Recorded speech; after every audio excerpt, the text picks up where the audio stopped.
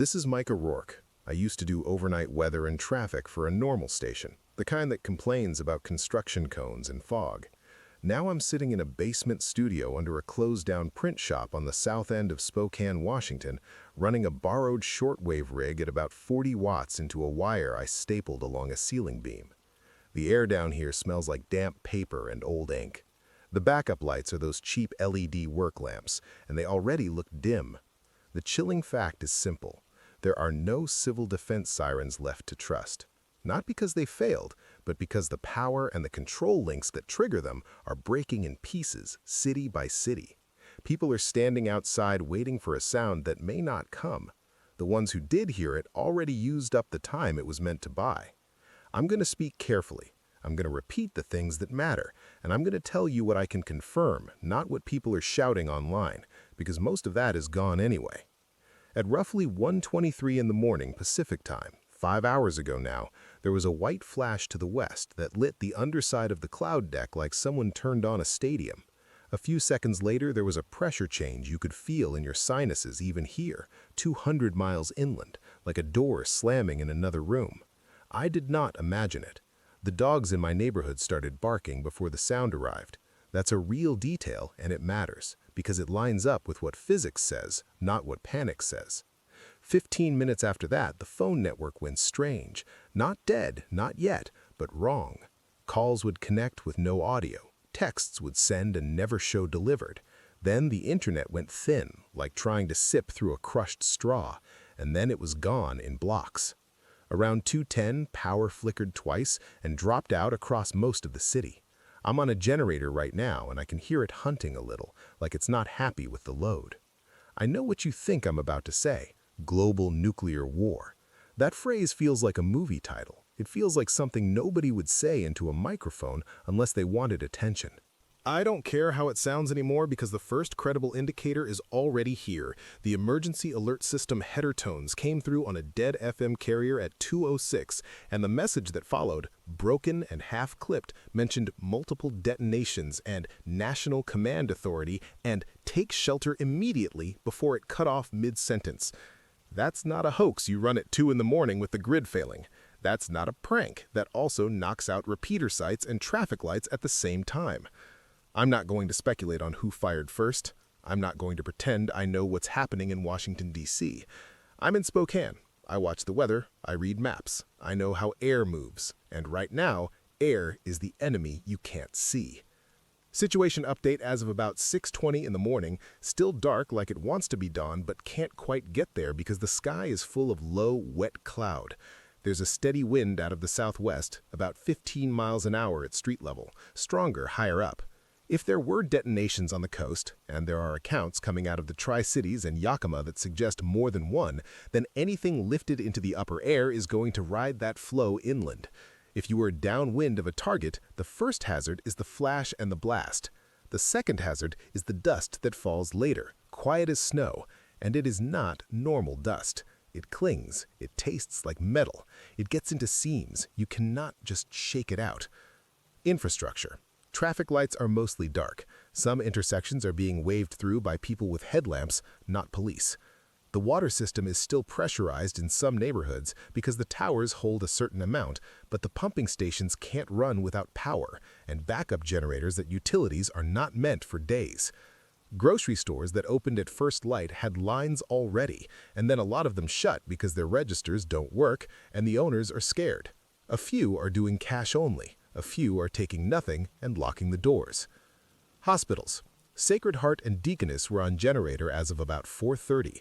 We got a short transmission from a nurse who said they were moving patients away from windows, even though they're inland, because nobody knows what the next wave is. She said the ER had a rush of people with cuts from broken glass, mostly hands and feet, and a few with flash burns on their faces from standing at windows when the first light hit. She said the hardest part was the quiet between the rushes, because in that quiet you can hear the building creak and the generator fuel pump click, and you start counting how many hours a tank lasts. Government response. Official statements are thin and late. The city's emergency management posted one short message before the network dropped. Shelter indoors. Stay tuned. Do not travel. That's it. No maps, no clear all, no list of safe routes. That doesn't mean nobody is working. It means the normal channels are shredded. And yes, there are military aircraft moving. You can hear them above the clouds sometimes, just the low drag of sound, and then nothing. People are describing jets without lights. That is consistent with a real war and inconsistent with a drill.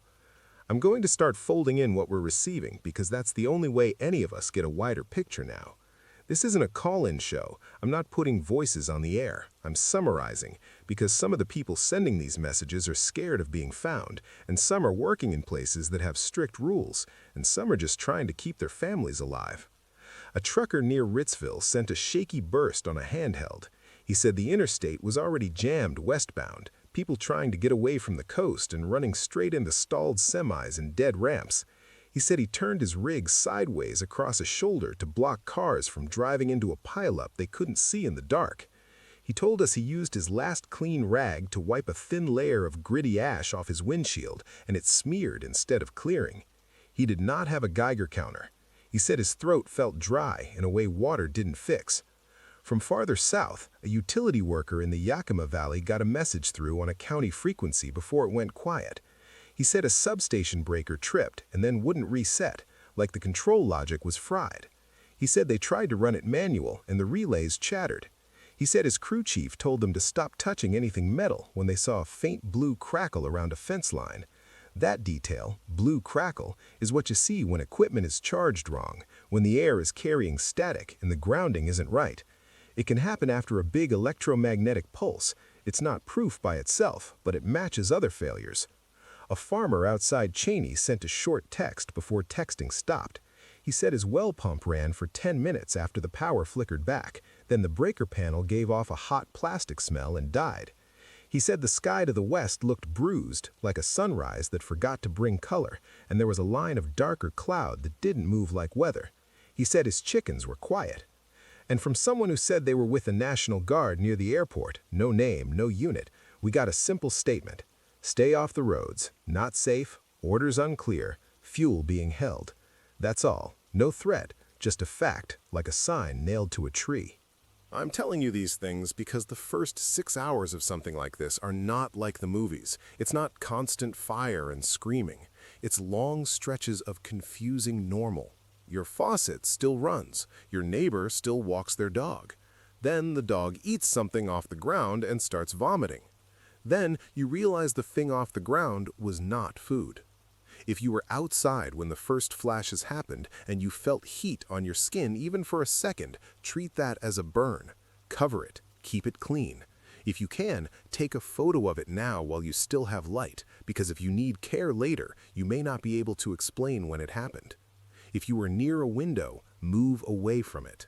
If you are in a building with multiple floors, the middle floors are often safer than the top and the basement for different reasons, blast versus fallout, depending on what has hit and where.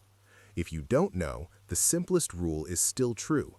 Distance and mass protect you. Put walls between you and outside air. Shut off fans. Shut off heating systems that pull from outside. Tape is not magic, but slowing airflow helps. I'm going to pause for a moment and listen to the band. My receiver is getting faint carriers, like ghosts of stations that are still transmitting but not modulating, just dead air and drift. That tells me transmitters are powered but unattended or stuck, or running on automation without network links. There are gaps where there used to be voices. We're 5 hours in.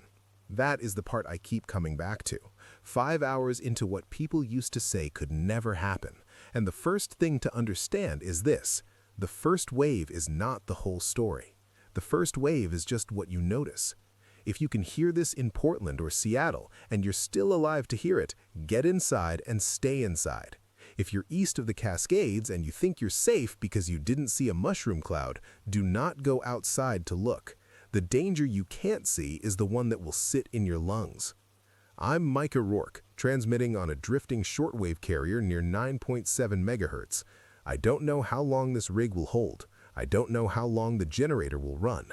I know that if you're out there, you need calm information more than you need comfort, and I can give you that for as long as this wire stays in the air. All right, I'm back on the mic. If you're still listening on this drifting carrier, do me one favor. Keep your transmissions short if you answer me, and don't give your full name. I'm not asking for secrecy because I think I'm important.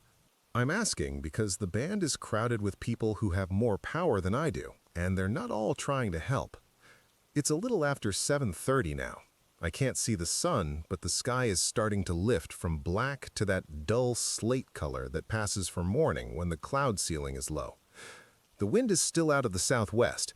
It's steady enough that you can hear it in the vent pipe above my head, like someone blowing across a bottle. Chilling fact for right now, the first fallout is already here in Spokane in places. Not everywhere, not like a blanket, but in pockets. You can't judge it by sight alone. What looks like ordinary road dust on a porch rail is not always ordinary road dust anymore. I don't have a meter. I wish I did.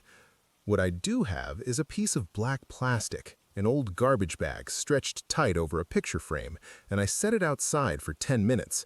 When I brought it back in under the LED light, there were tiny pale specks stuck to it that weren't there before. They didn't blow off. They smeared when I touched them with a wet paper towel. That doesn't prove radiation, but it proves something is coming down out of the sky that wasn't coming down yesterday. Situation update, and I'm going to keep it practical. Weather. Clouds at maybe 3,000 feet, moving fast. Light drizzle in short pulses. That drizzle is not your friend if there's dust in the air. Rain pulls things down. It cleans the sky by putting it on the ground. That's good later. Early on, it can mean a stronger dose on the surface, where you walk, where your pets sniff, where your kids touch puddles. If you've got rain barrels or you collect roof runoff, stop. Don't drink that. Don't cook with it. If your only water is outside, bring it in covered and let it sit. The heavy stuff settles. You want the clearest part from the top, and even then, treat it if you can. Infrastructure. I'm hearing fewer cars. That's a change. Earlier, people were still moving like it was a bad storm day. Now the sound has dropped off, and that usually means either the roads are blocked, or people have gotten the message, or the gas is gone, or fear has finally caught up. Power. Still mostly out in my part of town. Some lights across the valley blinked on around 7 and then died again. That fits with a grid trying to come back in pieces and then failing under load. If you were one of the lucky ones with power, do not assume it will stay. Charge what you can, but don't run your microwave like it's a normal Saturday. If the grid is unstable, big loads trip things. Water. Pressure is dropping. You can hear it in the pipes. If you can fill clean containers from your tap right now, do it, and then stop running the faucet. Save what's in the system. I'm not telling you to hoard. I'm telling you that towers drain whether you're polite or not. Government response?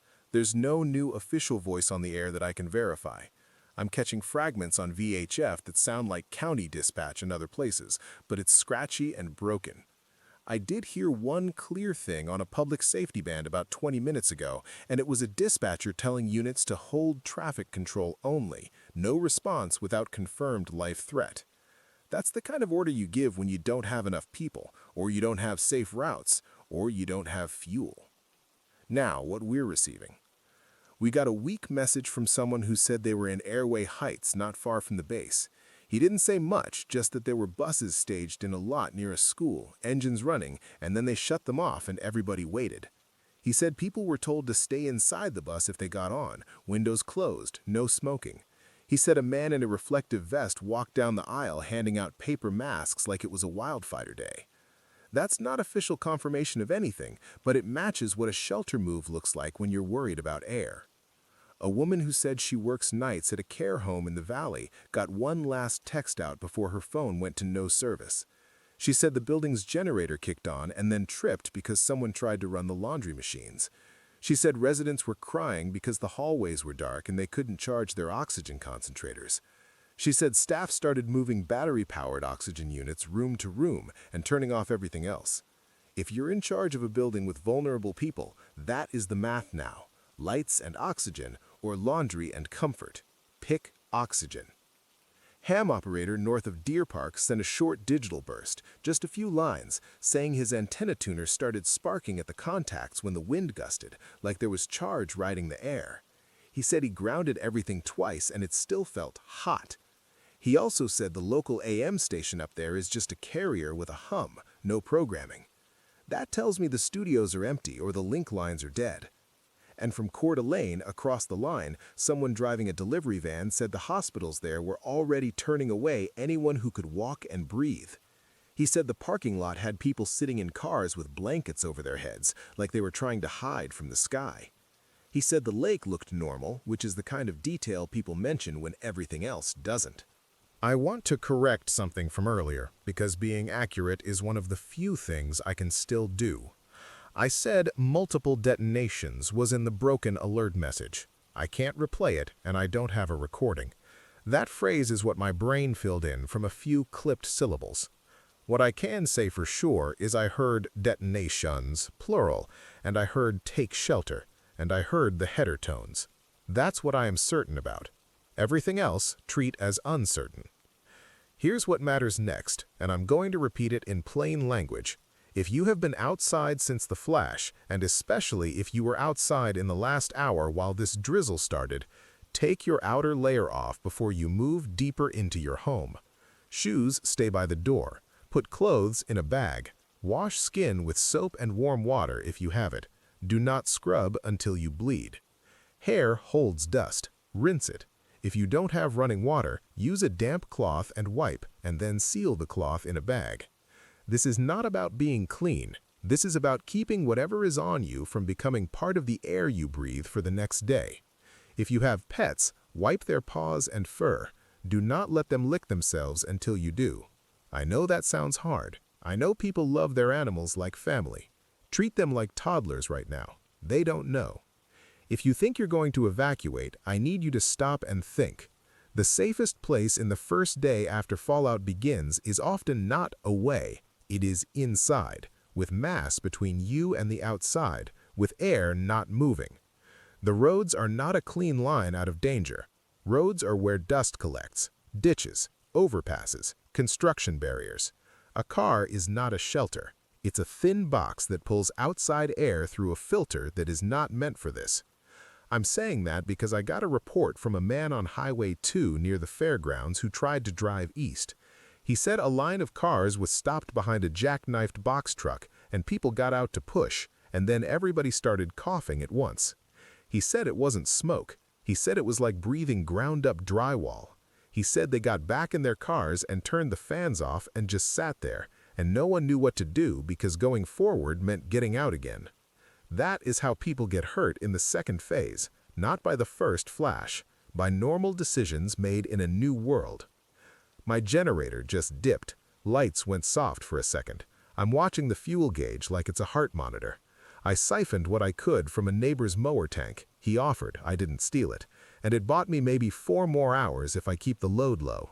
After that, this becomes a battery radio in a quiet room. I'm gonna keep transmitting while I can, but I need to plan my next move. This basement is hidden, yes. It's also under a building with big windows and a roof that leaks. If the rain gets heavier, whatever's in the cloud gets washed down right on top of me. And if the fuel runs out, I'm sitting in the dark with a radio I can't power. There's a place on the north side, a church with a concrete undercroft. I know the pastor. They used it for winter warming shelters. Thick walls, fewer windows, and they have a larger generator for their kitchen. If it's still standing, and if nobody has turned it into a fight, that's a better place to ride out the first dirty day. So that's the plan. Not now, not while it's actively coming down. I'm gonna wait for a break in the drizzle, and then I'm gonna move with the smallest kit I can carry. The shortwave rig, a car battery, the mic, and a spool of wire. If you don't hear me for a while, that's why. If you're out there and you're deciding whether to move too, watch for one specific thing, a sudden change in the taste and feel of the air.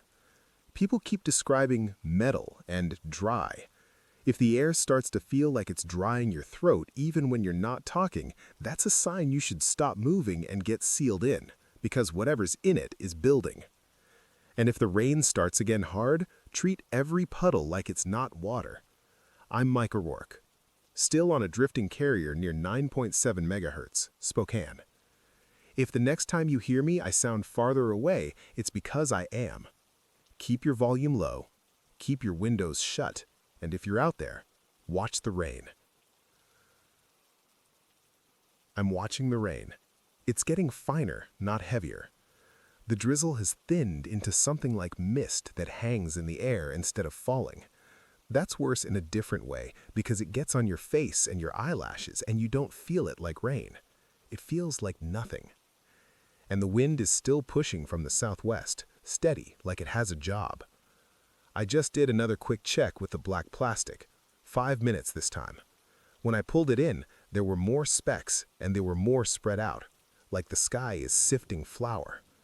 When I wiped a corner with a damp cloth, the cloth came away gritty. That's my chilling fact for right now. Whatever is coming down is increasing even as the rain looks like it's letting up. The air is doing that dry throat thing I mentioned. I'm not moving yet. If you're in a house with forced air heat, this is where you shut it off if you can. Same with a bathroom fan, kitchen hood, anything that pulls outside air in or pushes inside air out. You want the air to sit still. If you have to run heat because it's cold, pick one room. Pick the room with the least outside wall and live there. Put towels at the base of the door, tape if you have tape. This isn't movie sealing. This is reducing the flow so you're not breathing whatever is riding in on the wind. Infrastructure update. And I'm keeping it narrow because I only know what I can observe and what comes across the bands. Cell service is not coming back in my area. My phone is still showing no service, and it's been that way long enough that it's not just towers on battery. That suggests either the backhaul is down or the network is being shut down on purpose to reduce load, or the towers are damaged. I'm leaning toward backhaul and power. The silence is too even. I got one more fragment on VHF that sounded like a public works crew. It was just a few words, but I caught valves and reservoir and do not open. That fits with them trying to keep water in the system and stop people from draining the lines. If you still have water pressure, treat it like a dwindling battery. Every flush, every long hand wash, it adds up. Roads. I'm hearing almost nothing now. No school buses, no garbage trucks, none of the normal early morning sounds. Just wind and the occasional distant engine that doesn't go anywhere. That tells me people have either stopped moving or they can't move. Government response? Still no steady official broadcast. If there is one, it's not getting to me. What I am hearing, and I want to be careful, is a repeating tone on an AM frequency that's usually talk radio. No voice, just tone, then silence, then tone. That can be a station left on with an emergency loop that's broken, or it can be a marker so people know the transmitter is alive. Either way, it's not information. Now, the report's coming in, and I'm going to keep them short and practical. We got a burst from a guy who said he's a lineman down by the river, working with a small crew. He didn't name the company. He said they tried to reclose a feeder twice and it tripped immediately, like something is shorting when it gets wet. He said they found one transformer with the top blown out, not from a storm, but like it boiled. He said they backed off because they don't have protective gear for whatever this is, his words, and because they were told to prioritize the hospital circuits and leave neighborhoods dark. That's the order you give when you don't have parts and you don't know what the air is doing to your people. A nurse from Sacred Heart area sent a short text through a ham relay, and I'm trusting the relay more than the text itself, but it fits what we've heard. She said the ER has a line of people with eye pain, like sand in the eyes and vomiting and headaches. She said they're trying to separate injury from glass from sickness, but it's all mixed together. She said they ran out of saline and they're using bottled water for eye rinse in a pinch. That is a specific, ugly detail, and it makes me think she's real. A farmer west of town, out past Airway, sent a digital packet saying his cattle are refusing the puddles. He said they'll drink from a trough under cover, but not from the ground. Animals notice what we don't. He also said his metal gate latches had a fine dust that stuck to his gloves like chalk, and when he took his gloves off, his hands smelled like pennies. That metallic smell is coming up again and again. If you smell it, assume you're in it. And from a guy who said he's National Guard, but again, no way to verify. He said their unit was told to report to an armory, but half the trucks won't start, and the radios are screaming with interference. He said they were told to stay put and wait for orders, and then the orders stopped. That fits the pattern. A lot of people waiting for someone above them who can't speak anymore. Here is the escalation you need to understand. The first phase was blast and shock and the big obvious stuff. The second phase is dust and rain and decisions. The third phase, the one that starts today, is systems failing because people are afraid to touch anything outside. Power crews don't climb. Water crews don't dig. Firefighters don't spray if the spray makes a cloud. Hospitals don't open doors unless they can keep their own air clean. And you and I, regular people, we don't go out to fix a broken window because we don't know what we're letting in. My generator is running rough. It's not the fuel, it's the air. I can hear it in the intake. It's a small engine, and it's pulling whatever's outside through a filter that was meant for pollen and dirt, not this. I wrapped a damp cloth around the intake as a crude pre-filter, and it helped a little, but it's a temporary trick. If you're running a generator, consider turning it off for a while if you can stand it, because every hour you run it, you are also sucking outside air through your setup, and you're exposing yourself when you refuel. I'm making the call now, not to move, but to prepare to move the minute there's a safer window. That church I mentioned is about 3 miles from here, north side. In normal times, that's a quick drive.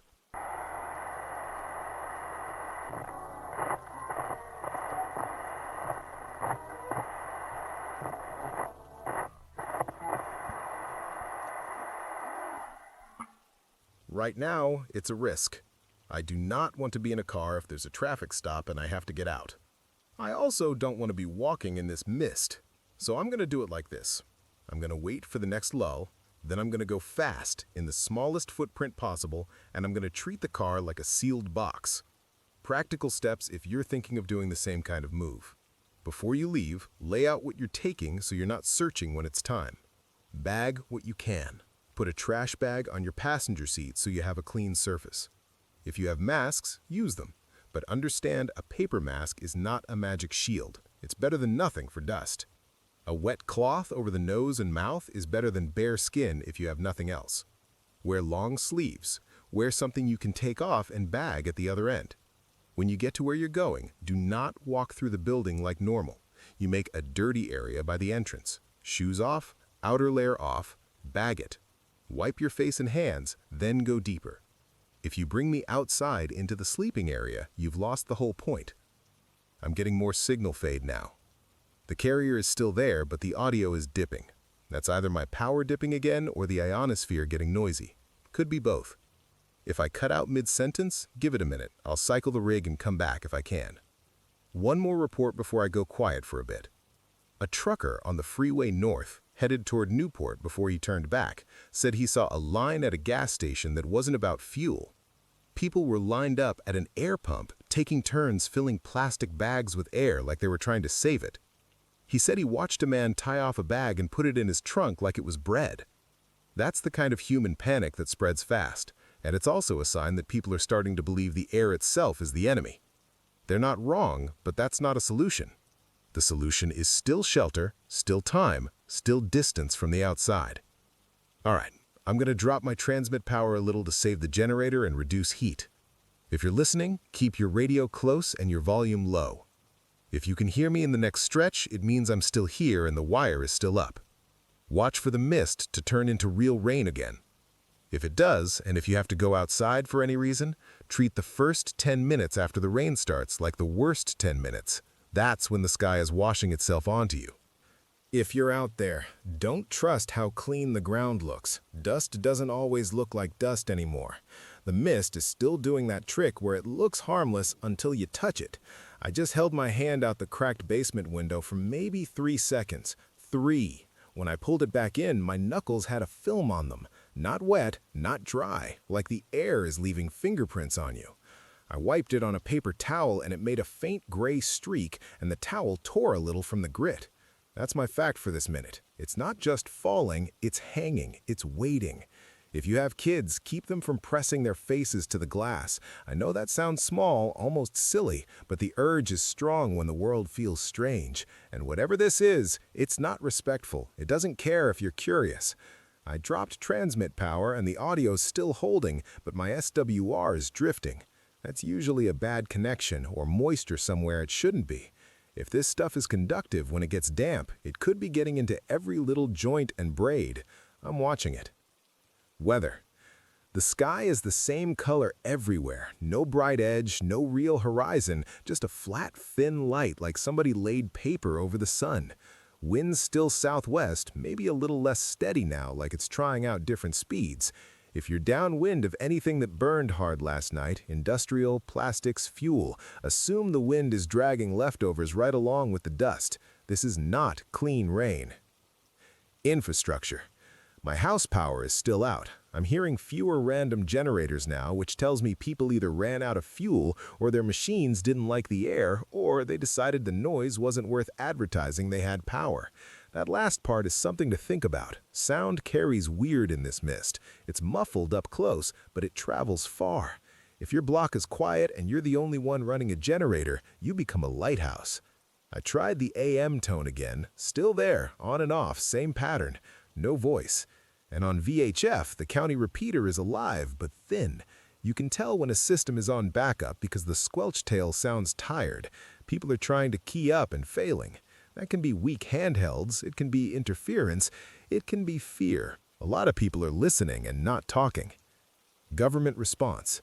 Nothing steady. I did catch one official sounding line on a low-band channel, and I'm only repeating it because it was specific, not because it was comforting. They said shelter in place and avoid precipitation. They did not say how long, they did not say what it is. That's what it's like when the people in charge don't have clean facts yet. They give you a behavior, not an explanation. All right, reports. A guy who works at a car dealership on the South End sent a short packet through a ham node. He said every car alarm on the lot went off around 3 in the morning and then stopped, like somebody pulled the plug on the whole world. He said when he went out later, briefly, with a hood up, he found a fine powder gathered at the base of the windshields in a line, like it was being placed there. He tried to wipe it with washer fluid, and it smeared and left a dull spot. That matters because it suggests this stuff is not just dirt. If it etches glass, it's not something you want in your lungs. A woman who said she's on the 3rd floor of an apartment building near the college said her building smells like a jar of coins. That penny smell again. She said the hallway lights came back for 10 minutes, then went out, and during that 10 minutes, she heard people running water in every unit like they were filling everything they owned. Then she heard the pipes hammer and then quiet. That's a bad sign. If your water pressure drops suddenly, don't keep opening taps to see if it's back. You'll just pull more air and whatever is in the air through every crack in the system. A volunteer fire guy out by the edge of town said they were toned out for a brush fire that wasn't a brush fire. He said it was a transformer bank that lit and then showered sparks into wet grass, and the grass didn't burn right. It smoked, but it didn't catch. He said the smoke was thick and low, and it stung through their masks. They backed off. That's a sentence I didn't expect to ever say. Firefighters backed off from smoke because the smoke was wrong. If you see any kind of electrical fire right now, treat it like a chemical fire. Stay back. Don't be the hero who breathes it. And I got a message from a high school science teacher, which sounds like a joke until you hear what she did. She said she put out a white dinner plate under an overhang for 15 minutes, then brought it in and looked at it with a cheap magnifier from a classroom kit. She said the dust isn't uniform. Some of it looks like tiny glassy beads, and some of it looks like flakes. She said when she touched one of the beads with a wet cotton swab, it left a faint streak like it dissolved a little. She said she's keeping it sealed in a jar now, and she told her neighbors to stop dusting their porches because they're just throwing it back into the air. That is good advice. If you must clean, do it wet. Never dry sweep. Here's where I'm at. My basement setup is good for one thing: staying alive. It is not good for staying on air forever. The generator is eating air. My fuel is not endless. And if the wind shifts harder, the southwest side of this house is going to be the dirty side, and that's where my vent cracks are. I can smell outside through a place I can't find. That scares me more than the dark. So I'm gonna move. Not right this second. I'm not walking out into this mist just because I'm restless. I'm watching for a real rain line. You can tell when it's coming because the sound changes. The roof goes from quiet damp to a steady tapping. When that happens, the air usually clears for a short window after the first hard wash, depending on what's falling.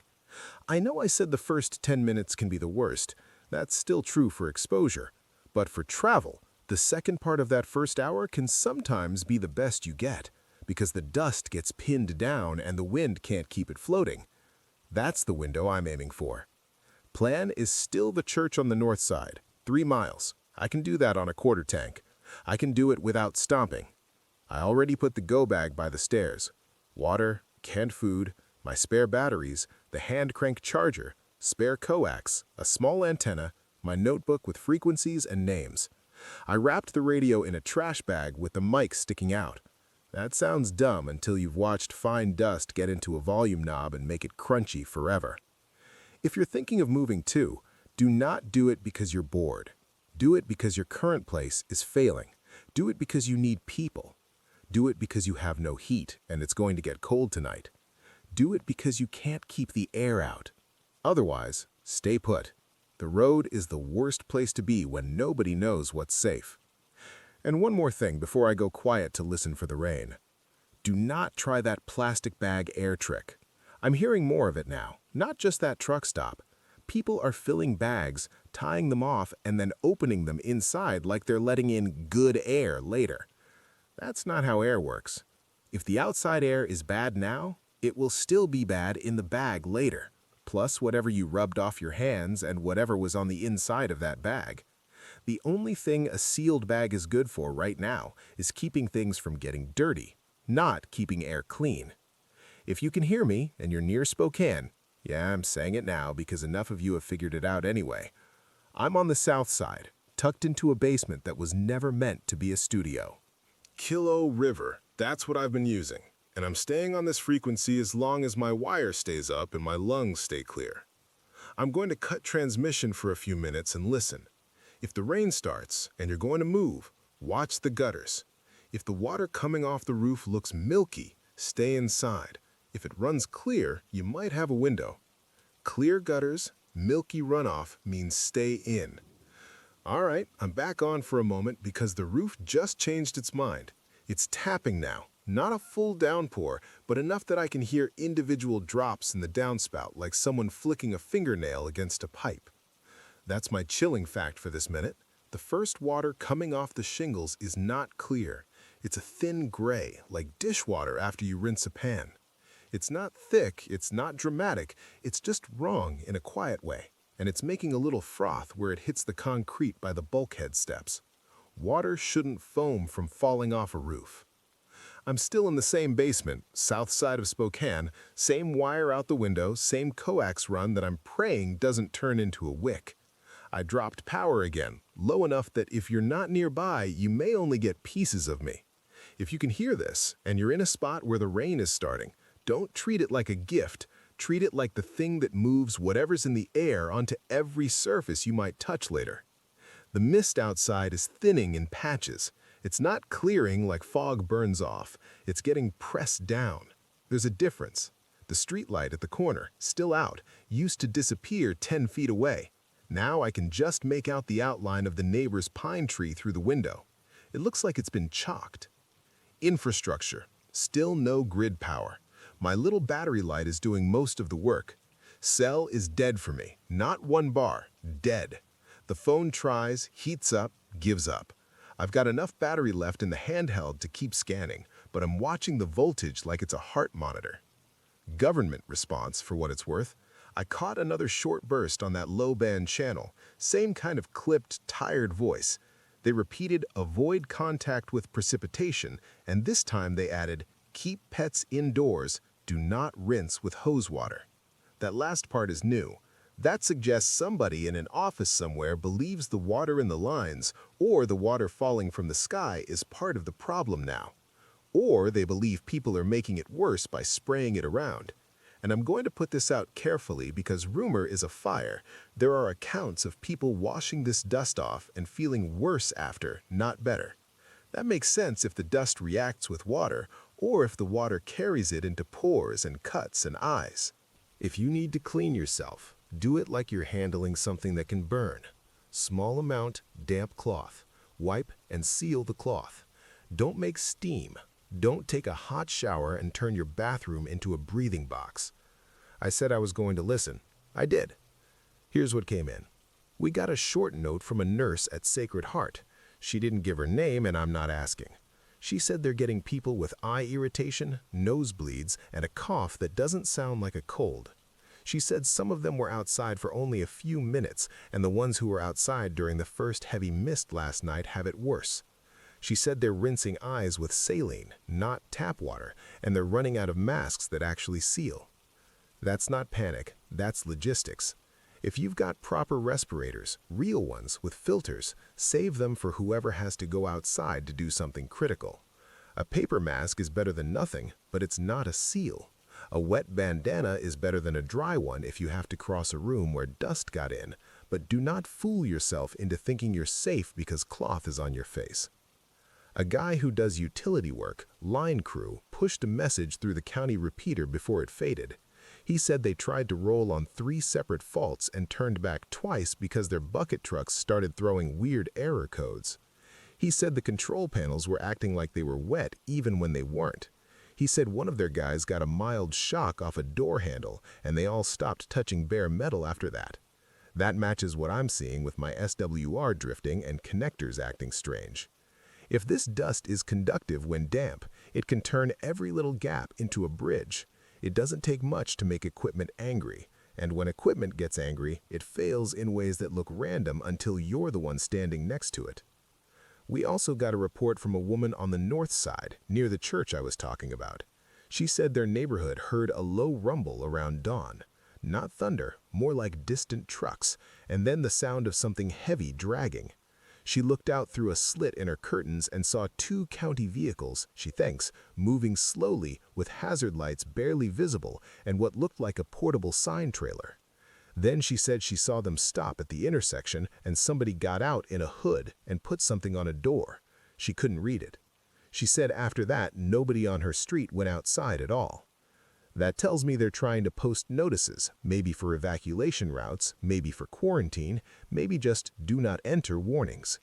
If you find a notice on your door, don't tear it down out of anger. Read it, photograph it if you can. And if it says to stay put, consider that they may be trying to keep you from driving into a plume you can't see.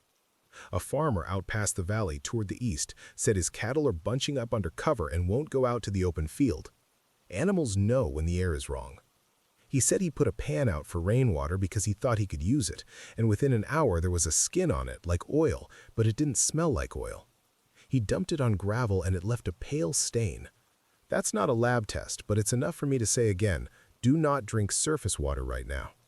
If you have stored water, use it.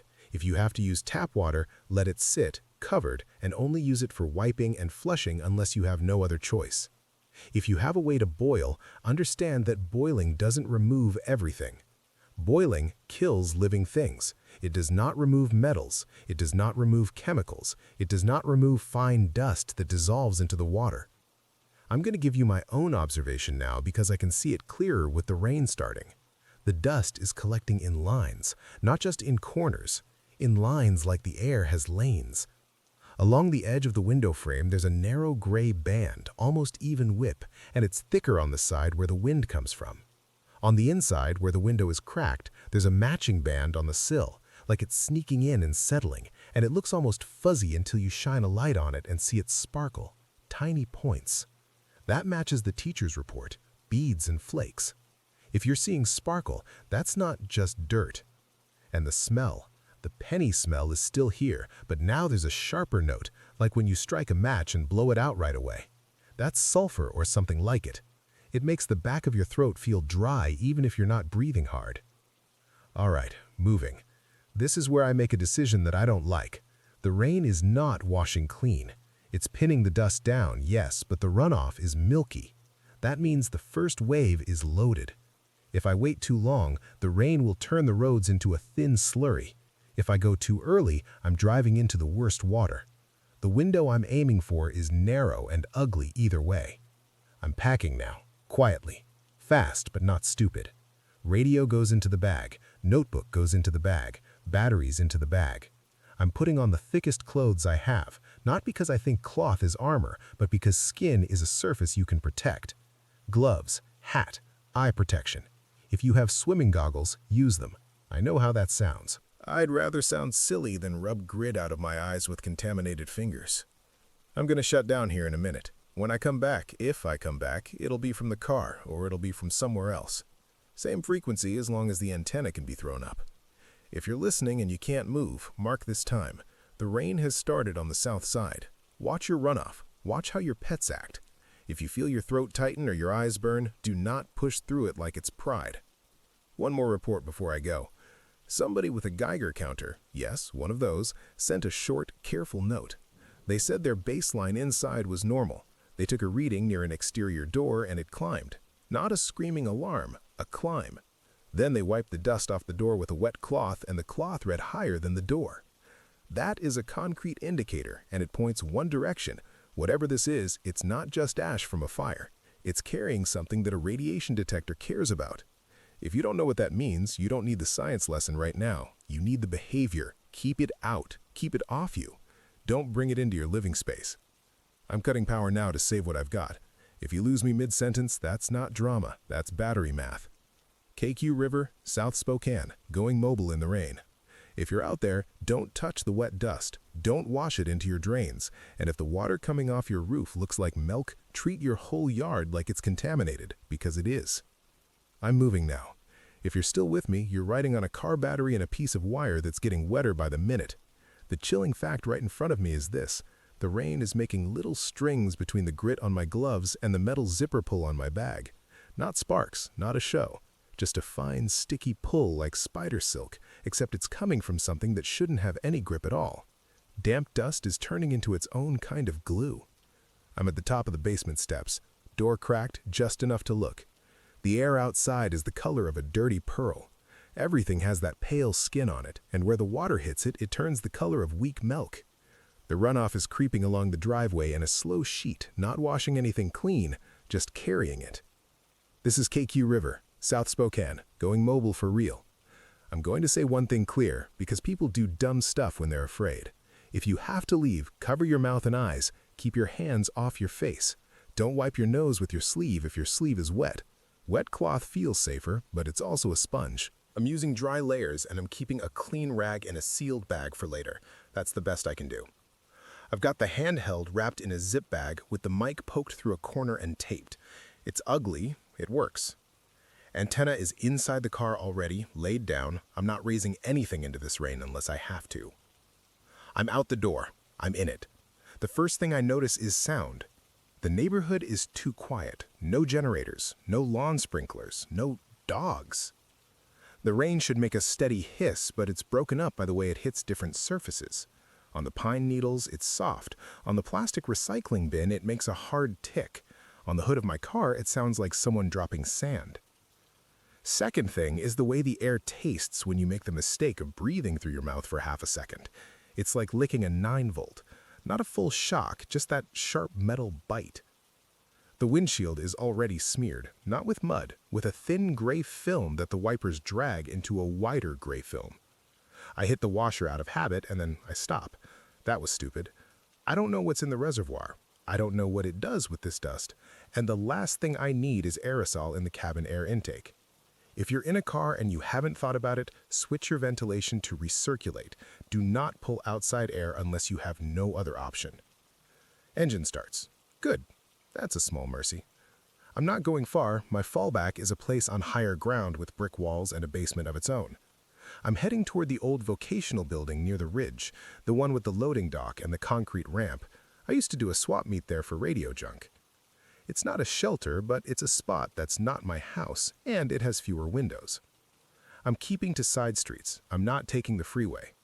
If the freeway is blocked, you become a parked car in a line of parked cars. I'd rather crawl through neighborhoods. As I roll out, I'm watching the gutters. Every house has the same thing. Gray water, thin foam, and downspouts staining the ground like chalk paste. Where it runs over grass, the blades bend and stay bent. The yards look like they've been dusted with flour, but it's not flour. Flour wouldn't glitter. A report came in right before I left, barely readable on the county repeater. Someone near Moran Prairie said they saw a pair of people in rain ponchos trying to sweep their porch with a push broom. Within minutes, they were coughing hard, and then one of them sat down and didn't get back up. That's not a story to scare you. That's a reminder. You cannot clean this by sweeping it into the air again. You're not tidying. You're making a cloud at face level. I'm passing the elementary school, parking lot empty, flag hanging limp, soaked, gray at the edges. There's a thin line of water flowing along the curb, and every few feet the dust has collected into a thicker ridge like silt after a flood. It's organizing itself. That bothers me more than the smell. Signal check. If you can hear this, you're close, or you've got better ears than I do tonight. My transmit is low. I'm not trying to light up the whole county. I'm trying to stay alive and keep a thread open. Infrastructure update, as seen through a wet windshield. Street lights are dead. Traffic lights at the main intersection are out. Four-way stop, but nobody's there to stop. The big LED sign at the gas station is blank. The pumps are dark. The only light I see is in one house, and it's a weak yellow in a back room, like a lantern. Somebody has a generator, and they're not advertising it. There's a county SUV at the corner by the park. Hazards on, dim in the rain. No person visible. That could mean they left it and walked. Or it could mean they're inside with the engine off, trying to conserve fuel, waiting to tell someone something they don't want to shout in the street. I'm not stopping. I'm not rolling down my window. If you see an official vehicle, don't crowd it. Give it space. Assume they're trying to do something with limited gear. We got a message earlier from a guy who said he works for a water district out toward the valley. He said they're seeing odd turbidity spikes at their intakes and their filters are loading fast. He said they can keep pressure for a while, but if the power stays down and the generator fuel runs low, they'll lose pump control, and you'll see boil advisories or no service at all. That's the realistic chain. Water doesn't stop because it ran out. It stops because the machines that move it stop, or because people shut it down to protect the system. So if you still have water pressure right now, use it wisely. Fill what you can in clean containers, and then stop. Don't run it like nothing's happening. I'm coming up on a stretch with tall maples on both sides. The leaves are sagging under the wet dust, and the road under them is darker, like the canopy is collecting more of it and dripping it down. Under trees is not shelter from this, it's a funnel. The wipers are losing the fight. The film comes back 2 seconds after each pass. It's not just rain now, it's suspension, it's particles. I'm going slow, 10 miles an hour, hazards on. If somebody rear-ends me, we both get out, we both breathe, we both get coated. There is no exchange insurance details version of this that ends well.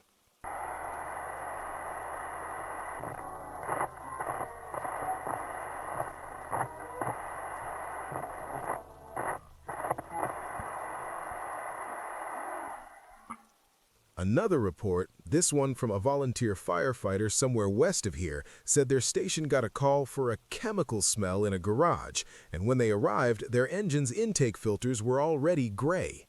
He said they backed out, shut the doors, and told the homeowner to stay inside because they didn't have breathing gear rated for fine particulate plus unknowns. That's telling. Fire departments don't like telling you they can't come in. If they're doing it, it's because they're blind too. I'm crossing under the overpass. There are 2 cars pulled over, abandoned, doors shut, lights off. No people visible. Either they got a ride, or they walked, or they're sitting inside hoping it passes. If you're in a car and you can't see, don't keep driving out of pride. Pull off, keep the engine off if you can, keep windows closed, and wait. But don't leave the car unless you have a mask that seals and eye protection. The outside is not a solution. I'm starting to climb now, the grade up toward the ridge. The rain is a little heavier up here. Drops are larger, hitting hard. That means more runoff, more slurry, more chances for it to splash. This is the part I didn't want to say out loud, but it matters. My throat is starting to feel tight, and I have not taken my face covering off.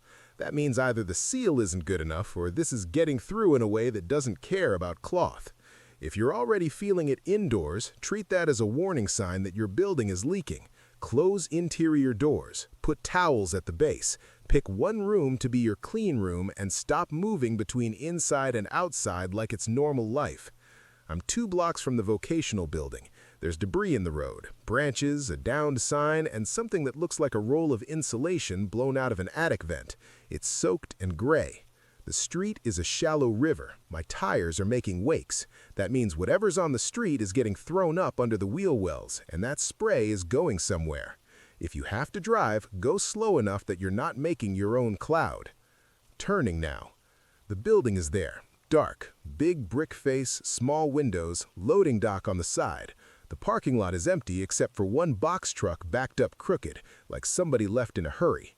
I don't see movement, I don't see lights. I do see a paper notice on the glass door, but I can't read it from here, and I'm not putting my face close to that glass to find out. I'm pulling up to the dock ramp.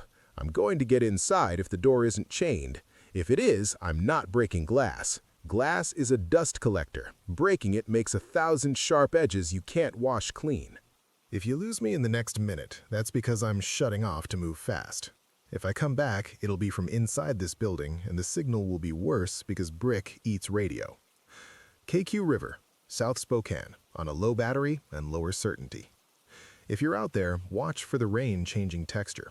When it starts leaving a slick skin on your pavement instead of running clear. That's when it stops being weather and starts being something you can track into your lungs. Brick really does eat radio. If you can still hear me, you're either close or you've got a receiver that doesn't mind being abused. I'm under the loading dock overhang now. The rain is coming down in a steady sheet off the edge of the roof, and it's not clear water. It has that same weak milk color, and it's thicker where it lands on the concrete. It doesn't splash clean, it lays down. Chilling fact, right in front of my face, the concrete here has old tire marks and oil stains, and the dust is finding them like it has a mind. It's sticking harder in the dark stripes than in the clean spots. The runoff is making little islands where the oil used to be. Whatever is in this rain, it's not just sitting on top, it's binding. KQ River, South Spokane, handheld on low power. I'm not in my basement anymore. I'm at the vocational building loading dock up on the ridge, and I'm trying the side door. The handle is cold enough to sting through my glove. Not freezing, just that dead kind of cold that metal gets when it has been rinsed with the same gritty water for hours. Door's not chained. It's swollen, though. The frame is tight. I have to lean my shoulder into it. That matters because it means the building is damp already, and damp means dust that gets inside will stick and stay. Dry dust you can sometimes wipe. Wet dust turns to paste. I'm in. I pulled it shut behind me and I'm not locking it. I'm not playing that game. I'm just putting my back to it for a second and listening. No alarms, no hum of air handlers, nothing. This place is dead quiet in a way that makes your ears ring. I'm walking deeper, staying off the main hallway because the main hallway has windows at both ends. I can see that weak pearl light through the glass, and I don't trust it. I'm moving by the interior wall like I'm in a storm with broken glass. Same idea. I've got a headlamp, but I'm not turning it on unless I have to. Light makes you feel safe. It also makes you visible. I don't know who else is using this building as a stop. The air in here smells like old plywood and wet cinder block. There's a faint, sharp note under it, like hot pennies. The same taste as outside, but muted. That means it's inside already. Not a lot, but it's here. I'm in a storage room off the dock. No windows, concrete floor, metal shelves. The door closes. That's my cleanest box inside this bigger, dirty box. I'm going to talk from here for a minute while my breathing settles. If you're still in a house and you're deciding whether to move, here's the best rule I can give you. Don't move because you're bored. Don't move because you want to see what's happening. Only move if your current place is letting this stuff in fast, or if you have a safer place within a short drive that you can reach without getting out of the car. Every time you open a door, you trade air. Quick equipment notes so you know what kind of thread this is. I'm on a handheld with a rubber antenna inside a brick building on a car battery I'm not sure I can trust, and I'm using a little step-down converter that gets warm when it's unhappy. If the audio goes thin, that's why. I'm going to give you what I know, and then I'm going to shut up and listen for a minute for any traffic on the county repeater. The larger picture is lining up, and it's not good. We're receiving reports that this is not just dirty rain. A guy who claims he's with an ag lab over in the Palouse sent a short packet burst earlier, barely got through, lots of errors. He said their cheap particle counter maxed out fast, and the stuff clumping in the rainwater wasn't normal soil. He didn't name a chemical, and I'm not going to pretend I can, but he said it behaved like fine ash mixed with something that likes water too much. He said the filter paper looked like it had been painted with gray glue. A nurse in town up near Sacred Heart got a message out through someone's ham rig before their building went to internal power. She said the people coming in aren't burned and they aren't bleeding. They're coughing, eyes red, throat tight, and their skin is getting a rash where wet clothes touched. She said it looks like a bad irritant plus grit. She said they ran out of saline for eye flush faster than they ran out of pain meds. That tells you what kind of injury this is. A trucker on the state line down on I-90 reported he pulled into a weigh station thinking it would be covered. He said the roof kept the rain off, but the dust was still there, like it was hanging in the air under the structure. He said his windshield wipers started chattering like they were on dry glass, and when he checked, the blades had a gray edge like they'd been dipped in cement. He said he used his last clean rag to wipe the inside of his cab because the film was forming on the inside too. That part matters. If it's forming inside closed vehicles, it's getting in through vents, seals, whatever gaps you've got. And I got a short, shaky text relay from someone who said they're with a water district crew closer to the valley. He said they're shutting some intakes on purpose because the screens are loading like they're pulling from a mudslide, not a river. He said if you see water go from clear to cloudy in your tap, stop using it for drinking unless you can filter and boil. And yes, boiling doesn't fix everything, but it does fix some things. And right now, some is better than none. If you have activated carbon, use it. If you don't, cloth is better than nothing for grit, but cloth doesn't stop what you can't see. Now, government response as best as I can read it with this weak thread. Official stations are mostly dark. The emergency alert tones hit earlier than silence. That could be power, it could be system overload, it could be someone deciding that less information is safer than wrong information. Either way, you should assume you were on your own for the next several hours.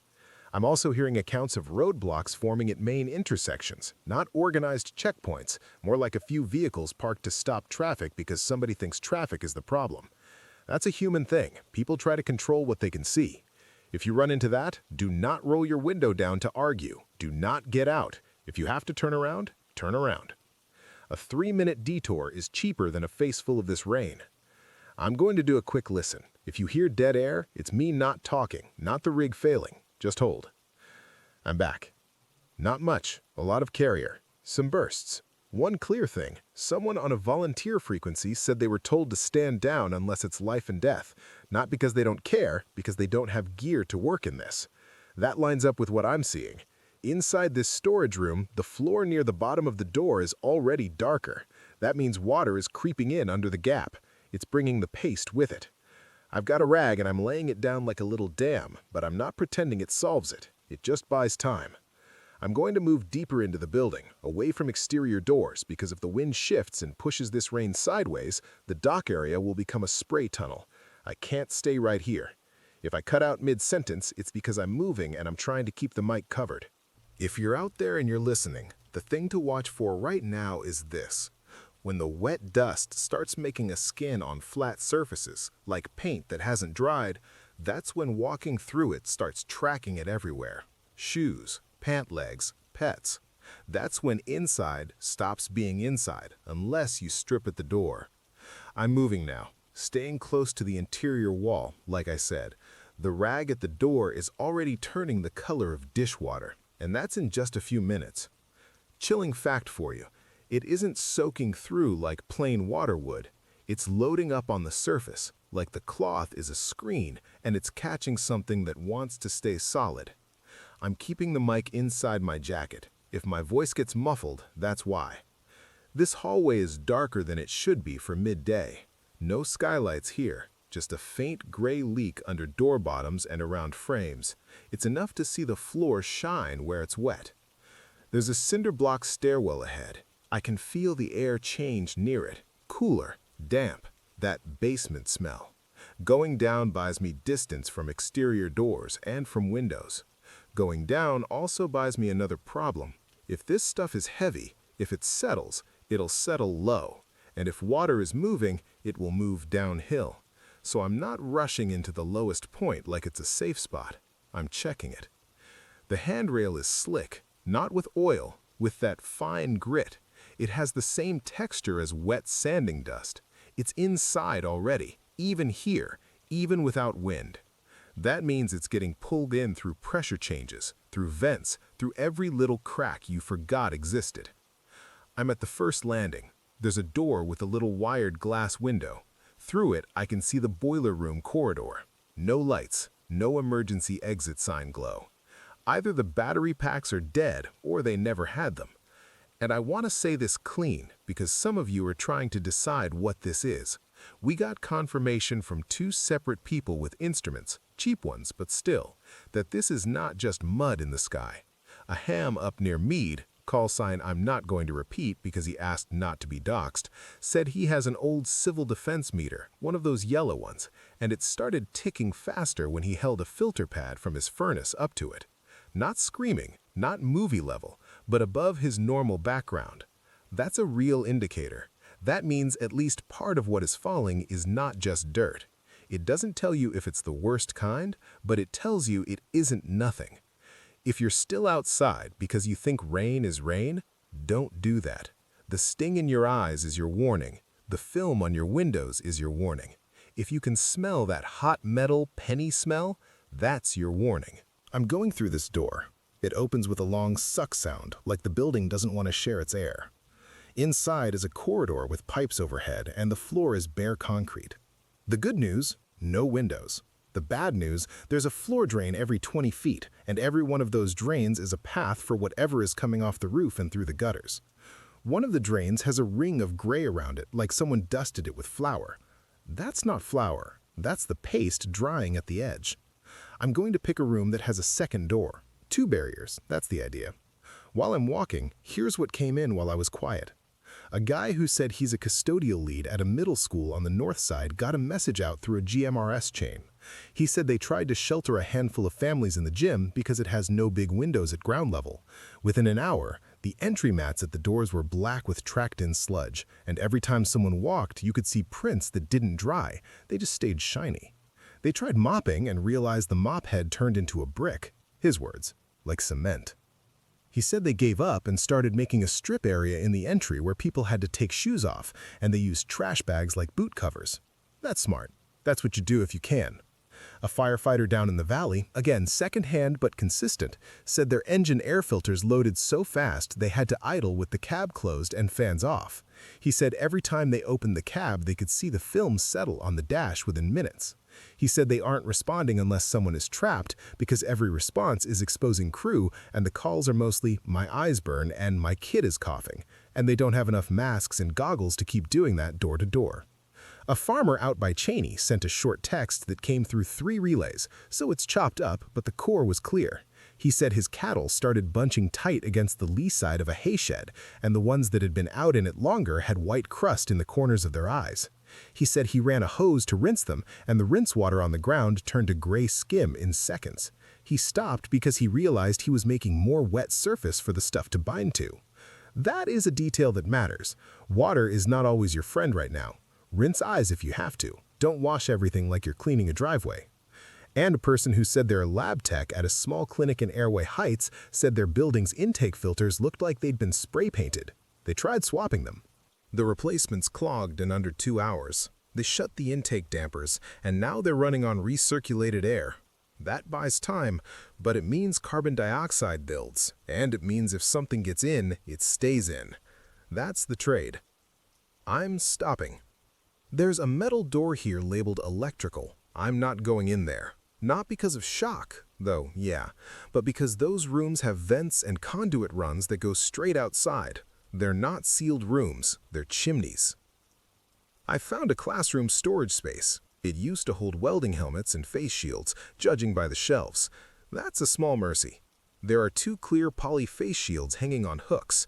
They're dusty but intact. I'm taking one. I'm wiping it with a dry paper towel first, gently, because if you grind this grit into plastic, you'll blind yourself with scratches. If you have goggles, rinse them with clean water. Dab, don't scrub. Putting it on now. My breath is loud in my ears. The radio is fading a bit, brick and pipes and being underground. I'm going to step closer to the stairwell after I finish this thought and see if I can hit the repeater cleaner. Here's another chilling fact, and it's not a rumor. The rain is changing the ground surface. Not in a poetic way, in a chemistry way. A highway worker, he said he's with State DOT, plow crew in winter, different job now, reported that the painted lane lines are getting tacky. Not peeling, tacky. He said his boots squeaked on the stripe like it was fresh paint. That means whatever is falling is reacting with certain surfaces, or it's laying a film that stays wet. If that happens on roads, you get crashes even without visibility problems. If you have to drive, drive slow and assume traction is not normal, even if you can see pavement. I'm also hearing scattered mention of a plume track map circulating in emergency management emails. I haven't seen it, but multiple people said the same thing. The worst of it is moving northeast with the upper winds, and pockets are breaking off and dropping with the rain bands. That fits what we see on radar when we can get it. Rain sheets, then gaps, then sheets. If the gap hits you, don't assume it's over. The dust can still be in the air under overhangs and trees. People are describing it hanging under bridges like fog that doesn't move. I'm going to do a quick test and push a tone to see if anyone's still listening on the other end. Just a second. If you heard that, you're still with me. I'm stepping back toward the stairwell now. The signal should lift a little. There, better. I need to tell you what I think happened, without guessing beyond the facts. We have a fine particulate coming down with rain across a wide area. It irritates eyes and lungs. It binds with water and makes a paste. It loads filters fast. It may carry low-level radiation based on at least one old meter reacting to a loaded filter. That points to ash from an industrial fire or a chemical plant release, or something worse carried high and then washed down. We don't have official confirmation because official channels are quiet. That's where we are. And it's not just Spokane. A woman who said she's driving a medical courier route between here and Coeur d'Alene reported the same milky rain past Post Falls before she turned back. She said the river looked like someone poured cream into it near the bank. If that's true, that's not localized, that's regional. I'm going to keep moving deeper, find a room with less floor drain exposure, and then I'm going to conserve battery. If you're hearing me, the one thing I want you watching for tonight is this. If your indoor surfaces start getting that dull gray film even with doors shut, you're pulling outside air in somewhere. Tape vents if you can, stuff towels under doors. Pick one room, make it your clean room, and stop going in and out like it's normal. Every trip is a trade you don't want to make. If I go quiet, it's because I'm saving what power I have, not because it got better. If you're out there, stay inside, and don't trust the rain just because it looks like rain. I'm leaving that storage space now. The face shield is on, and it's already got specks on it just from walking past the open doorway. That's another fact you can hold on to. This stuff is not only coming in from doors, it's riding air. Every time you change pressure in a building, open a door, run a fan, kick on a furnace, you invite it to find the smallest way in. I found a room that's better than the corridor. It's an old records room. Cinder block, 2 solid doors, no floor drain inside. The hinges squealed like it's been years since anyone cared. It smells like damp cardboard and copier tuner. I can work with that. I'm setting the radio on a metal shelf, not the floor. If the floor gets wet, I don't want my gear sitting in it. I've got the antenna lead snaked under the door and up the stairwell wall as far as I can reach. Not ideal, but it's something. Chilling fact before I lose you again. My boots are tracking this grit even when the floor looks dry. It's invisible until it hits a shiny surface. It's like flour on black tile. That means you can't trust your eyes to tell you where it is. If you got kids, pets, elders, anyone who's going to touch the floor and then touch their face, your biggest danger might be what you carry in on your own shoes. If you can hear me, do a shoe line. Pick a hard boundary, tape it down if you have to. No outside shoes past that line. Not for just a second, not for I forgot something in the car. Outside shoes become the problem the moment they cross the threshold. Now, situational update as best as I can piece it together. This is still Spokane County and the band is still moving over us in waves. The The rain rate is not heavy, but it doesn't have to be. It's the mix that matters. People keep saying it looks like milk, like watered-down paint. That lines up with what I saw on the windows before I came inside. The wind is low at street level, but there's enough up high to keep feeding the same track. The radar images that were shared earlier, grainy screenshots, nothing official, show the main blob coming in from the southwest and then stretching out. That says high-altitude transport. That says it's not just a local fire next door. It's something that got up and got carried. Power is getting shaky in pockets. Not whole city dark yet, but the kind of sag that makes your lights blink and your fridge hum change pitch. That's a warning sign. That can be moisture getting into equipment. It can also be crews pulling switches because lines are tracking, when wet grit makes a path for power to jump where it shouldn't. If you see flicker, unplug sensitive things, chargers, laptops, anything you don't want cooked. If the grid starts shedding load, it'll come back ugly with spikes. Emergency response is thin. The county is not out making announcements every hour.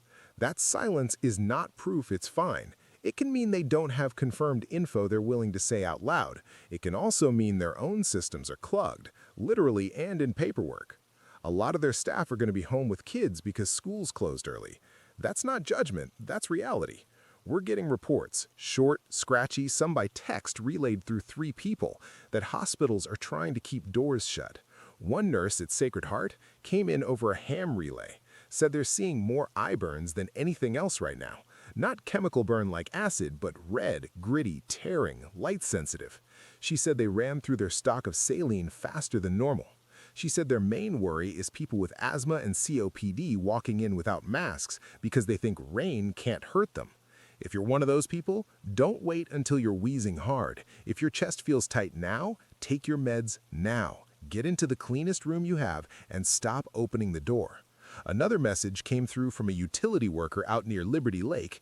He said their substation yard looks like someone dusted it with gray sugar. Insulators are streaked. He said they can't rinse it because water makes it worse, makes the paste that sticks, so they're stuck watching it build. He said they're staging crews, but they're being told to limit time outside because nobody knows what the exposure dose is yet. That's the first time I've heard the word dose from someone who isn't a hobbyist. Pay attention to that shift in language.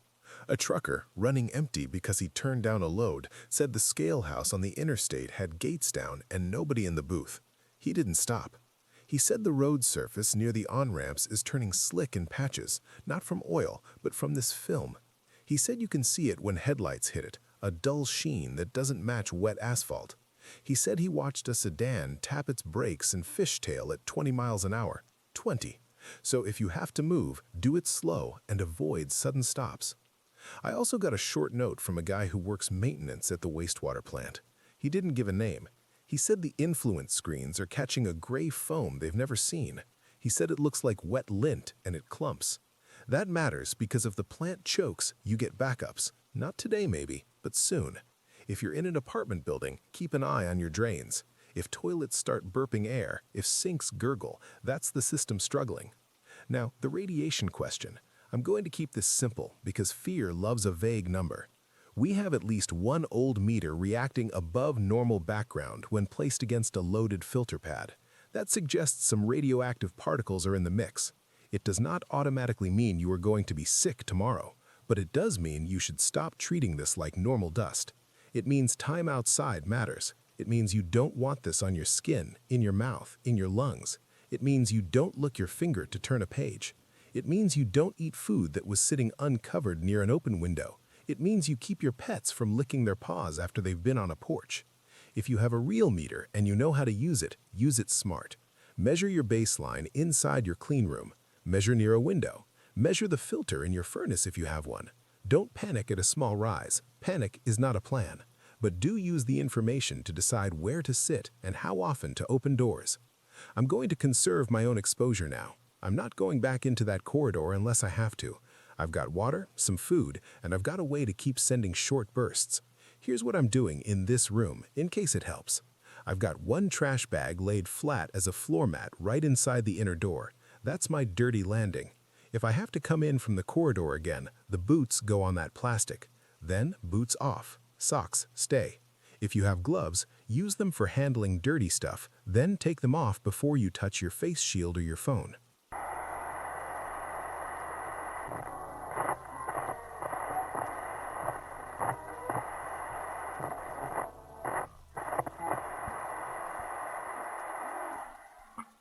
The order matters. If you're in a house, make your clean room an interior bedroom if you can. One window at most. Stuff the gaps. Turn off anything that pulls outside air in. If you have a bathroom fan that vents outside, don't run it unless you need it, because it will pull air from somewhere to replace what it pushes out. Same with kitchen hoods. I'm watching the underside of the door crack. The light line under it is turning dull. That means the corridor floor is getting coated. And if it's getting coated down here, it's getting coated everywhere above too, because gravity doesn't take breaks. I'm going to send another brief tone, and then I'm going to go quiet for a few minutes to listen. If you're out there, keep your transmissions short. Save your batteries. And if you have a better antenna than me, push word out that this is still active, still passing useful info. Watch for one thing in the next few hours. If your tap water starts smelling like metal or chlorine more than normal, don't ignore it. That can be treatment changes. It can be contamination control. Fill clean containers now while pressure is steady, not the bathtub if you can avoid it. Covered jugs, covered pots, and keep them in your clean room, not by a window. If I drop, assume I'm still here. Assume the building is eating my signal. Stay inside, cover your air intakes, and don't let the calm in your living room fool you into thinking the outside is normal. If you're out there, you'll know. Test tone went out. I heard it come back through the stairwell like a weak echo, so at least the antenna is still doing something. If you can hear this, the signal may wobble. The building's wiring is acting like a sponge right now. Moist air, grit in it, everything becoming a little conductor. I'm looking at my gloves and I can see the dust on the creases where the fingers bend. That's the chilling part for this minute. It isn't just on the floor and windowsills. It's settling into fabric and seams, places you can't rinse clean without grinding it in. If you've got something you think you can just shake out later, don't count on that. This stuff is sticky when it's damp, and it turns into grit again when it dries. It's a cycle. The corridor outside my door just did something I don't like. The light under the crack went from dull to almost gone, like someone laid a blanket down out there. That usually means one of two things. The overhead lights in the hall died, or the floor is getting covered enough that it's eating the reflection. I can't tell which without opening the door, and I'm not opening it just to satisfy my curiosity. I'm going to give you a practical update before I start pulling together the next set of reports. If you have forced air heat and you can shut the outside intake, shut it. If you can't, then you need to understand you are running a vacuum that will pull whatever's outside through every crack in your building. People keep thinking, my filter will catch it. Filters help, but filters don't stop pressure. Pressure finds paths. If you have painter's tape and plastic sheeting, seal the vents in the room you're using as your clean room and let the rest of the house be the buffer. Close interior doors, stuff towels at the bottoms. You're not trying to make a spaceship, you're trying to slow down how fast the outside becomes the inside. Now, the bigger picture, as clean as I can say it, the band is still coming. It's not one cloud that passes and you're done. It's pulses. Some of you will look outside and see nothing for 20 minutes and think it ended. Then the next wave rides the same track and you get that milky drizzle again. The wind aloft is doing the work. Down here, street level, it can feel calm. That is not the same as safe. A short note came in from a guy up north of Meade on a small generator, said his gutters are already filled with gray slop. He tried to scoop it out with a plastic shovel and it smeared like clay. He said he watched it slide down his driveway and pool in the low spots, and when it pooled, it left a ring like bathtub scum. He said his dog stepped in it and tracked it inside before he could stop it. He had to carry the dog to the bathtub and rinse the paws, and the rinse water turned cloudy and then left residue in the tub that wouldn't wipe clean with a paper towel. He said he ended up using an old rag he's now throwing away. That tells you what you need to know about just rinse it.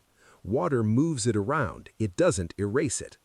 Another one, from someone who sounded like a school custodian, said they were told to come back to the building to check alarms and secure doors. They drove in, parked, and when they got out, their tires made a sound like sandpaper on wet concrete. They said the playground equipment was dusted gray and the slides had streaks where the rain ran. They did not go inside.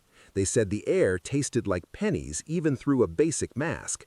They went home and left the keys in a bag outside their door. That's a person who understands what they might be carrying. And this is the part where the system starts to fail in the normal, boring ways that still hurt you. Cell service is getting uneven, not gone, but overloaded and spotty. When people are scared, they all do the same thing at the same time. They call family, they refresh news, they try to upload pictures as proof. Towers get congested, and if the power sags keep happening, the backup batteries at those sites will start to get used up. When those die, you'll still see bars sometimes, but nothing goes through. Don't burn your phone battery chasing updates that aren't coming. County offices are quiet, but I'm hearing a pattern through the ham traffic. Smaller towns are making their own calls. A volunteer fire chief out toward Medical Lake, name not given, sent a short message through someone else that they're telling people to shelter and stop driving unless it's medical. No official press conference, just a message passed mouth to mouth. That's how it starts when the formal system is behind the reality. Hospitals, same story. Another news report. This one said Deaconess is having people wait in their cars if they can to keep the lobby air cleaner.